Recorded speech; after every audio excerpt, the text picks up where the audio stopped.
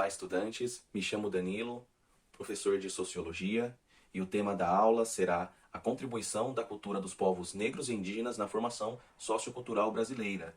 Nessa aula, buscaremos aí trabalhar a habilidade relacionada ao multiculturalismo, onde iremos identificar e analisar as demandas e os protagonismos políticos, sociais e culturais dos povos indígenas e das populações afrodescendentes na formação sociocultural da população brasileira, tá bom? Podemos iniciar a aula com um questionamento. Mas o que é sociocultural? Sócio vem de sociedade, que é a nossa relação com os demais seres que convivemos. Nossa família, nossos colegas, amigos, na escola, no trabalho, na padaria, na rua. E cultural, de cultura, que são os nossos hábitos, normas, valores, crenças, ou seja, a nossa forma de viver, de interagir, de se comportar. É o que a gente, de forma conjunta, fabrica em grupo. Nossas práticas, seja um prato típico de comida, uma receita, um estilo musical, um jeito de falar, um dialeto, um jeito de escrever, ou seja, a nossa identidade coletiva. Então, tudo isso vai definir a nossa constituição sociocultural, vai definir sob um prisma sociológico quem somos nós. Mas como o Brasil, nosso país, nosso povo, foi formado? Quais foram as relações, quais povos, quais culturas foram suficientes e importantes para nós, tornarmos o que somos hoje e ter a cultura que temos hoje, ter a formação social que temos hoje. Pelas aulas de história, sabemos que a formação inicial do Brasil se deu com a chegada e tomada de território, território esse que já estava sendo ocupado por povos indígenas e que fora sendo ocupado pelos portugueses, por volta aí do ano de 1500 e adiante. Então aí já temos um conflito entre culturas. O português europeu chegou aqui e se deparou com uma aldeia. E segundo as escritas tradicionais, os portugueses ficaram impactados com o modo que os índios estavam vestidos, com poucos adornos ou nenhum adorno ali. Essa pintura, no caso, ela vai ilustrar esse momento em que os portugueses chegaram e tiveram esse encontro. Aqui temos uma pintura que retrata o indígena. Esse quadro, esses quadros que estarei trazendo nessa aula, eles são interessantes, porque na grande maioria das vezes eles nos trazem a visão eurocêntrica dos povos indígenas e negros.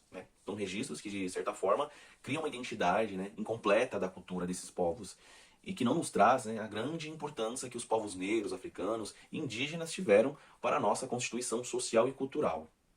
Então, ao analisarmos essas pinturas, devemos observá-las de forma crítica e reflexiva, tá bom? Sempre se questionem o porquê do quadro representar o objeto pintado de forma como está no quadro. Sempre questionem-se, beleza?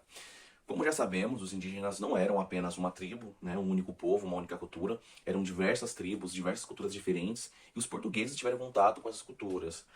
Assim eles, os indígenas, tiveram contato com a cultura lusitana também, a cultura portuguesa, formando assim, ao longo da convivência essa bem conflituosa.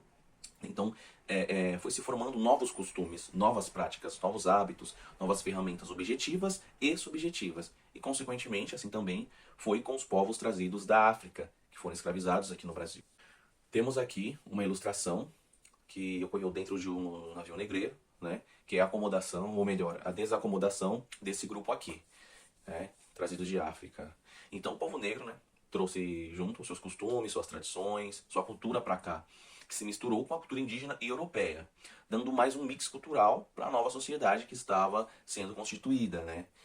Aqui temos uma representação artística, onde um grupo de pretos jogam capoeira, que é uma manifestação cultural, manifestação essa, do resultado dessa grande equação que foi a mistura dessas grandes culturas que nos formaram. Cada um desses povos contribuíram para que a cultura brasileira se diversificasse ao longo do tempo.